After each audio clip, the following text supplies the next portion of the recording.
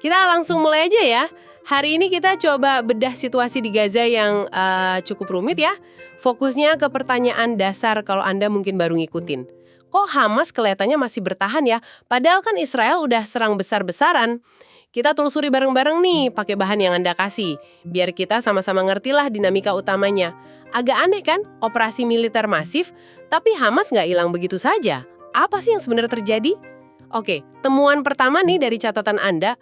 Meskipun katanya banyak infrastruktur sama tokoh militer Hamas sudah kena lumpuh gitu ya sama Israel, kelompok ini ternyata belum hancur total. Analis malah bilang Hamas masih pegang kendali loh di sebagian besar Gaza. Buktinya, pas gencatan senjata kemarin, mereka yang ngurusin pelepasan sandera. Ini kan nunjukin sesuatu ya. Tentu saja. Ini penting banget buat Anda pahami. Apalagi kalau baru mendalami konflik ini. Jadi, pukulan militer itu gimana ya? Nggak otomatis bikin sebuah kelompok langsung kehilangan pengaruh politiknya gitu. Kemampuan Hamas buat tetap tampil sebagai pihak negosiasi sandera itu sinyal kuat. Mereka masih punya posisi tawar lah di lapangan walau dikempur habis-habisan.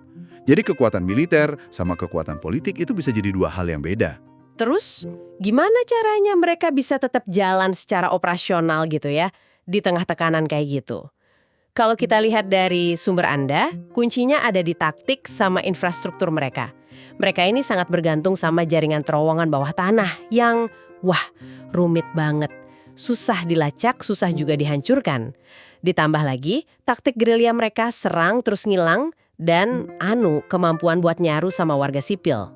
Nah, taktik kayak petak umpet gitu, atau bahasa kerennya asimetris ya, itu memang sering dipakai sama pihak yang katakanlah lebih lemah untuk melawan kekuatan militer yang jauh lebih canggih. Susah banget buat militer konvensional memberantas lawan yang bisa tiba-tiba muncul terus menghilang. Apalagi kalau mereka udah nyampur di pemukiman padat. Resiko salah target, korban sipil, itu jadi tinggi sekali. Ini yang bikin operasi jadi serba repot. Dan kesulitan ini nyambung ya ke poin berikutnya, kendala yang dihadapi Israel sendiri. Ternyata operasi darat skala penuh itu nggak segampang itu juga. Seperti yang disinggung di materi Anda, ada resiko besar soal korban sipil. Itu bisa bikin dunia internasional marah. Terus ada masalah sandera yang masih di tangan Hamas, itu bikin Israel harus ekstra hati-hati. Tapi kelihatannya Israel nggak cuma pakai serangan langsung terus-terusan. Ada indikasi menarik nih dari salah satu catatan Anda soal upaya mereka mendukung kelompok-kelompok lokal di Gaza Selatan yang anti-Hamas. Tujuannya kayaknya sih buat ngeruntuhin Hamas dari dalam gitu, bikin perpecahan internal. Betul. Ini menunjukkan mungkin ada kesadaran kalau solusi militer aja nggak cukup. Atau mungkin harganya terlalu mahal ya, nyawa manusia, dukungan politik. Dengan bermain di politik lokal, harapannya bisa melemahkan Hamas tanpa perlu operasi besar lagi. Tapi strategi ini juga ada tanda tanyanya loh. Seberapa berhasil cara ini? Jangan-jangan malah bikin muncul kelompok bersenjata baru yang lebih liar dan susah dikontrol. Wah, ini nyambung banget sama masalah berikutnya. Kalau Hamas beneran melemah atau bahkan hilang, siapa yang ngisi kekosongan kekuasaan di sana?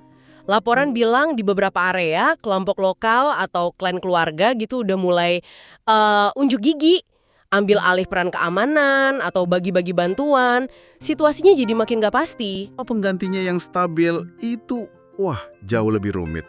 Seperti yang ditekankan di rangkuman sumber Anda, nyari pengganti yang bisa diterima semua pihak itu susah banget. Malah ada resiko kalau Israel terpaksa masuk buat ngisi kekosongan itu, kehadirannya justru bisa nyuburin lagi semangat perlawanan. Jadi, selesai satu masalah, bisa muncul masalah baru yang mungkin lebih pelit. Jadi kalau kita tarik benang merahnya nih ya, ketahanan Hamas ini ternyata kompleks. Bukan cuma soal kekuatan militer mereka aja, tapi juga kelihayan taktik gerilya, infrastruktur terowongan itu. Ditambah lagi kendala yang dihadapi Israel sendiri. Dari tekanan internasional sampai isu sandera tadi.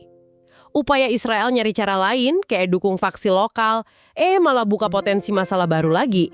Kayak kekosongan kekuasaan atau fragmentasi yang lebih parah. Intinya sih, kelihatan jelas kalau solusi militer saja mungkin nggak akan cukup buat menata ulang Gaza secara permanen. Malah bisa berisiko memperpanjang konflik. Nah, ini menyisakan satu pertanyaan besar buat Anda renungkan lebih jauh. Terutama kalau Anda coba memahami arah ke depan situasi ini. Katakanlah nih, Hamas berhasil disingkirkan atau sangat dilemahkan. Terus, pemerintahan seperti apa yang realistis bisa dibangun di Gaza?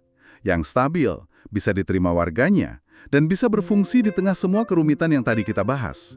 Ini pertanyaan kunci yang belum ada jawaban mudahnya sama sekali. Terima kasih banyak sudah menyimak pembahasan kita kali ini. Semoga ini bisa ngasih Anda gambaran yang lebih jernih ya soal dinamika rumit di Gaza.